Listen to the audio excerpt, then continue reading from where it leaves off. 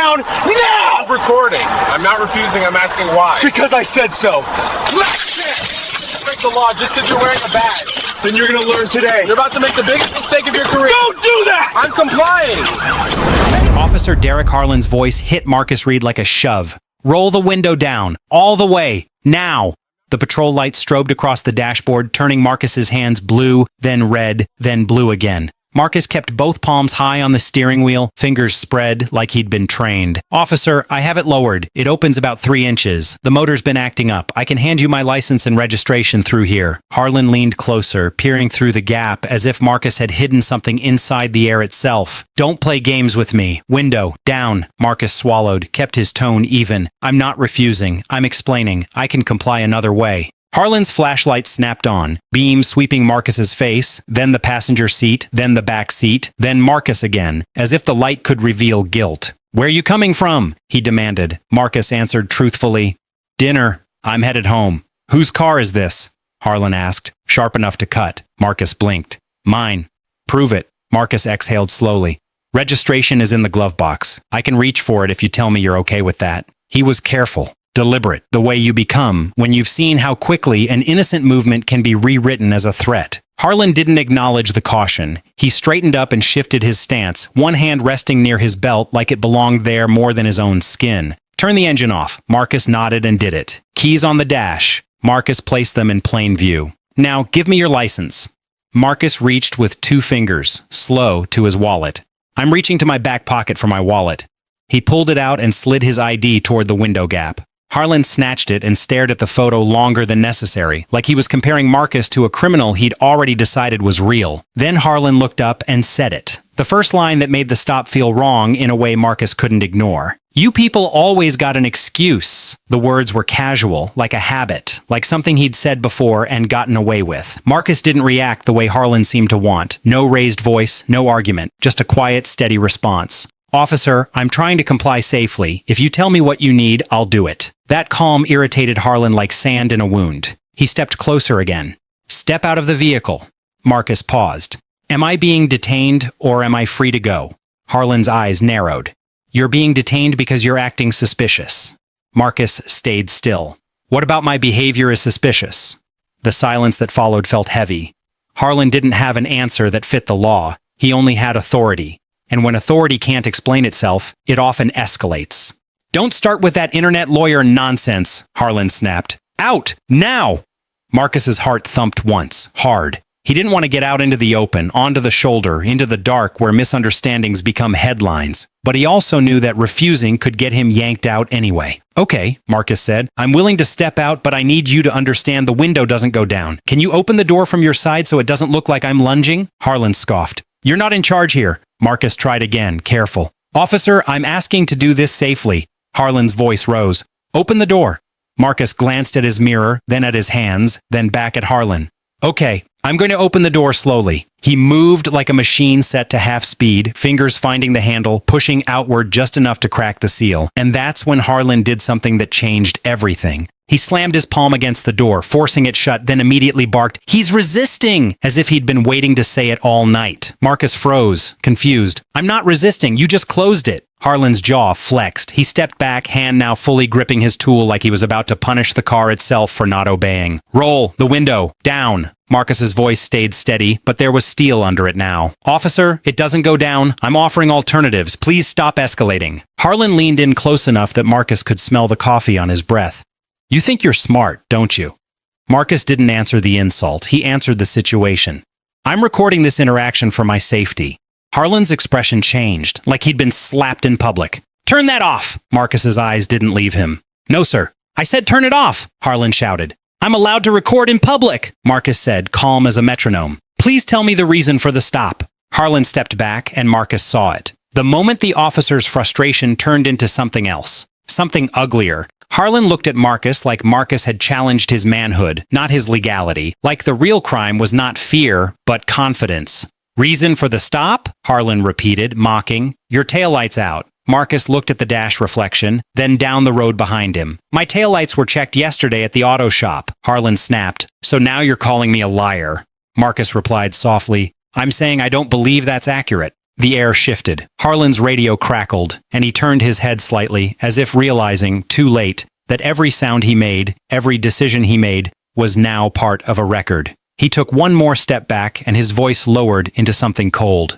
Last chance. Roll it down or I'll break it. Marcus's stomach tightened. Breaking a window wasn't policy for a traffic stop over a taillight. It was a threat. It was rage wearing a uniform. Marcus's voice stayed even, but it carried weight now. Officer, if you break my window, you're committing an unlawful use of force against my property and putting me in danger. I am complying. I cannot make the window work. Harlan smiled, but it wasn't humor. It was the look of someone who thinks consequences are for other people. Watch me. The first strike was loud enough to feel, not just hear, a hard metallic crack against glass. Marcus flinched instinctively, shoulders tensing, but he kept his hands visible, kept them away from anything that could be misread. "Officer!" he shouted, his voice rising for the first time, not in anger but in alarm. "Stop!" The second strike spiderwebbed the glass. The third punched it inward. Shards spilled across Marcus's lap like ice. In that moment, Marcus didn't scream. He didn't swing. He didn't run. He did what training teaches you. Control what you can control. He lifted his hands higher, louder now, but still clear. "I am not resisting. I am not resisting. My hands are up." Harlan reached into the broken window space and yanked at the door handle. The door flew open and cold air rushed in. "Out!" Harlan roared. Marcus moved slowly, stepping onto the asphalt, glass crunching under his shoes. Harlan grabbed Marcus's arm with unnecessary force, twisting it behind him. Marcus grimaced, but didn't fight. "I'm not resisting," he repeated. "I'm not resisting." Harlan shoved him toward the rear of the car, pushing his chest into the trunk like Marcus was a trophy. Marcus's cheek pressed against cold metal. He could hear another patrol car arriving, tires humming, doors opening. Another voice, another officer, asked, "What's going on?" Harlan answered quickly, too quickly. He refused commands. Window wouldn't come down. He got aggressive. Marcus spoke through clenched teeth. "That's not true. I offered compliance. He broke my window." The second officer hesitated. "His window motor's really out?" Harlan snapped. "Don't second-guess me." The second officer didn't argue, but Marcus felt the shift. Doubt had entered the scene, and doubt is dangerous to an officer who's building a lie in real time. Harlan finally cuffed Marcus, metal biting into skin. Marcus breathed through the pain. "Can I ask a question?" he said. Harlan sneered. "No." Marcus continued anyway, voice steady. "Do you understand you just destroyed property without legal cause? This is being recorded. Your body camera is recording. My phone is recording. And I am active duty U.S. Navy." The words landed like a hammer. Harlan froze. Just for a fraction of a second, but it was visible. He blinked like his brain had to reload the world. "You're what?" Marcus repeated, calm and clear. "U.S. Navy, active duty." The second officer's head snapped toward Marcus. "You're military?" Marcus nodded slightly. "Yes, sir." Harlan tried to recover, but the confidence had cracks now, like the glass he'd just shattered. He leaned in and lowered his voice, suddenly controlled. "That doesn't mean anything." Marcus looked straight ahead, breathing steady. "It means I understand procedure. It means I know how to file complaints. It means I know how documentation works. And it means my chain of command will be aware of this." Harlan's jaw tightened. The second officer stepped closer, voice quieter. "Derek, why'd you break the window?"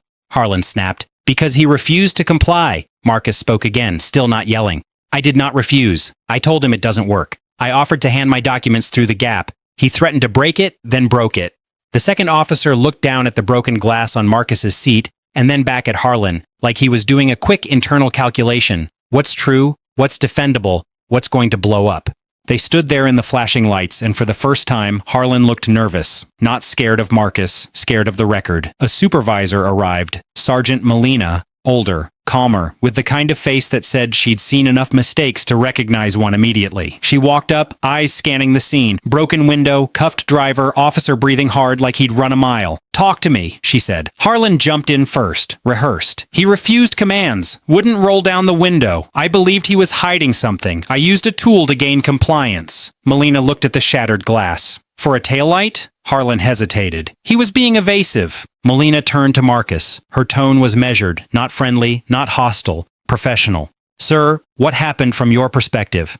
Marcus didn't embellish. He didn't insult. He simply laid it out, step by step, like a report. "I was stopped. I asked the reason. I explained the window issue. I offered compliance. He threatened to break my window. Then he did." Molina's eyes flicked to the other officer. "You saw any threats from the driver?" The second officer swallowed. "No, Sergeant. His hands were visible the whole time." Harlan's head snapped toward him. What? Melina cut him off with a look. Then she asked the question that changed the temperature entirely. Sir, are you active duty military? Marcus nodded. Yes, Sergeant. U.S. Navy. Melina's posture stiffened, not out of respect for the uniform, but out of understanding. This wasn't just a civilian complaint anymore. This had structure. This had paperwork. This had people who would follow up. Melina told Marcus he was being detained while they sorted it out. Marcus didn't argue. He just asked, "May I have medical attention for the cuts from the glass?" Melina looked down at his forearm, tiny red lines already forming. "Call EMS," she ordered. Harlan muttered something under his breath, the kind of comment that doesn't belong in a professional environment. Marcus heard enough to catch the intent.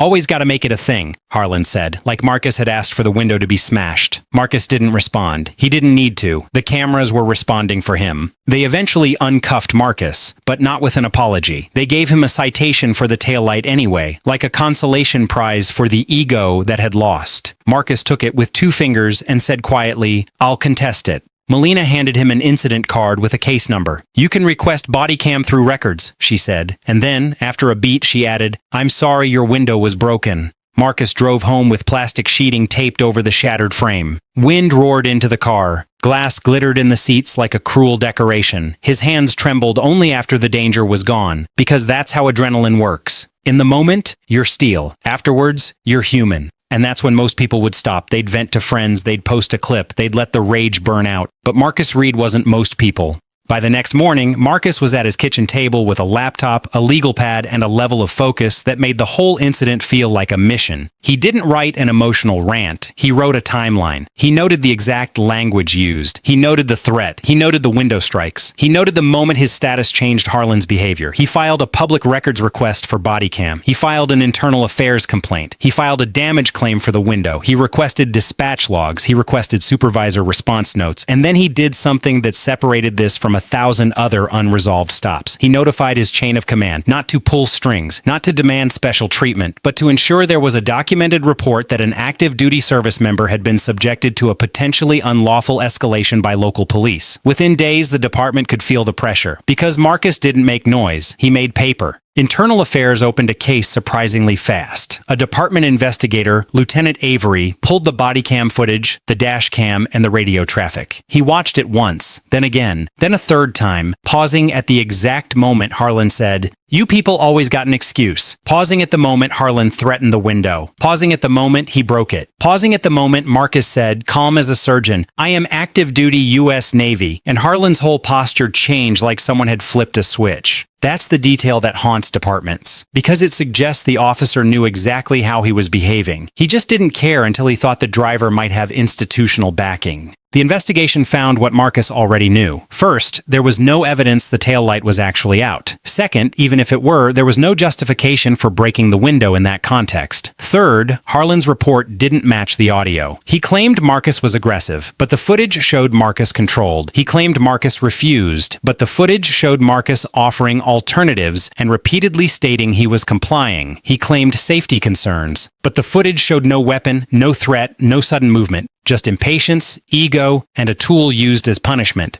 The department tried to keep the footage quiet at first. They cited ongoing investigation, the classic phrase that often means, "We're hoping this dies in the dark." But Marcus didn't let it. He followed every process. When records delayed, he appealed. When timelines stretched, he documented. And when the footage was finally released, whether through an official release or a leak, it detonated online like a flashbang. People didn't just react to the window being smashed. They reacted to the pattern, the tone, the entitlement, the way Harlan spoke, the way he escalated, the way the second officer hesitated like he knew it was wrong, but didn't know how to stop it, the way the supervisor's face tightened the moment she realized the department now had a problem that would not disappear.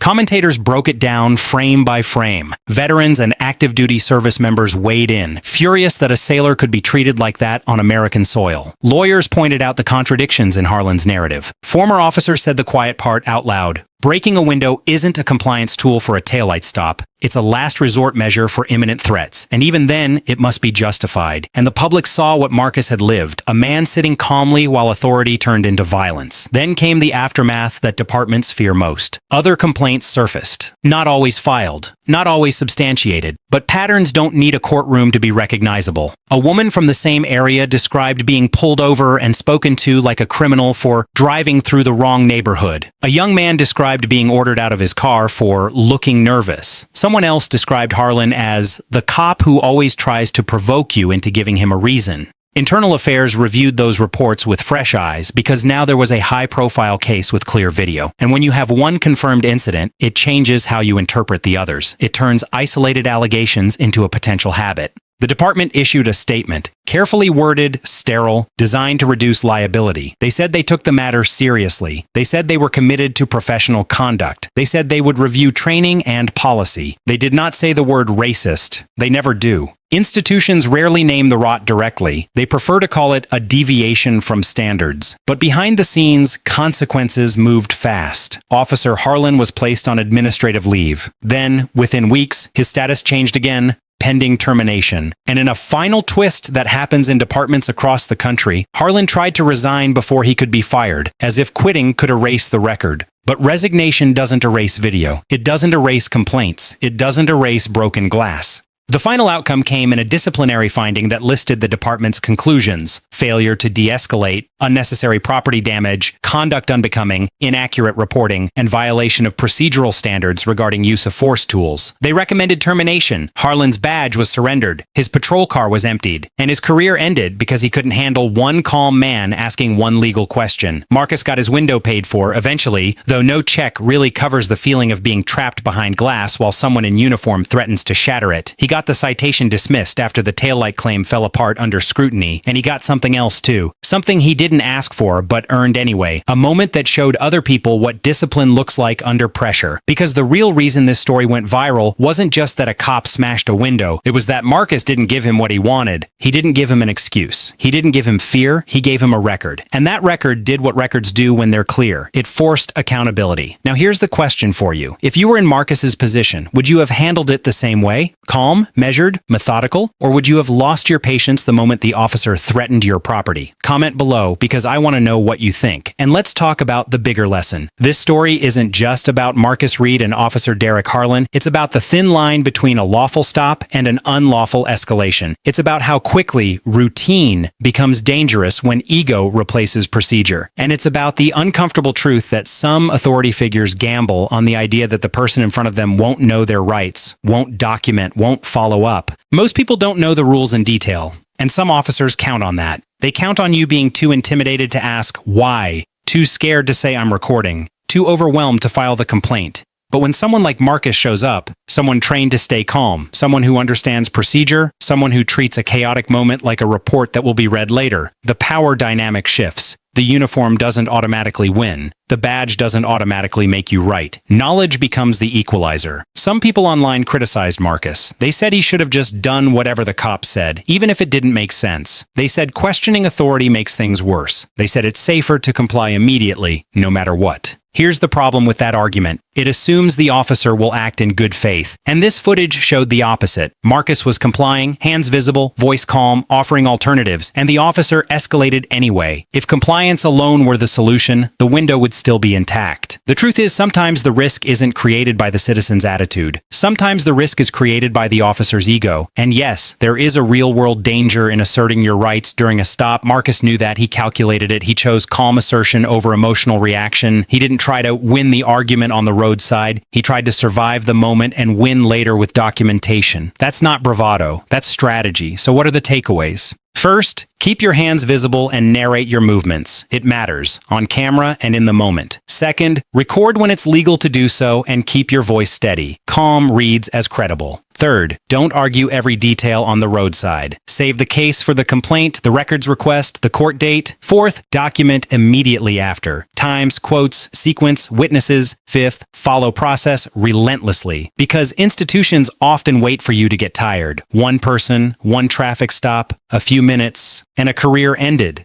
That's the power of discipline. That's the importance of documentation. That's what happens when someone tries to abuse authority and runs into someone who doesn't panic and doesn't forget. Final question for you. What's one thing you learned from this story that you didn't know before? Drop it in the comments and subscribe for more real accountability stories. This story matters because it's not just about one sailor. It's about every person who's been treated like a threat for existing. It's about every traffic stop that starts routine and ends traumatic. It's about every department that protects the wrong people until the camera forces the truth. And it's about the idea that accountability isn't automatic. You have to build it piece by piece with records and persistence. Marcus's legacy here isn't just getting his window replaced or a cop removed. It's showing millions of people that you can stay calm, you can document, you can follow through, and sometimes you can win. Not every story ends this way. Not every complaint gets action. Not every officer faces consequences, but this one did. That's the story of how a U.S. Navy sailor outsmarted a racist cop and got him fired after a window smash. But more than that, it's a story about what happens when authority meets discipline and discipline refuses to break. Subscribe for more real stories of accountability and body cam breakdowns. Smash that like button if you believe the law applies to everyone. Share this video because everyone needs to see what documentation can do. And comment, where are you watching from? Have you ever been in a similar situation and what did you learn? This story is for educational purposes only.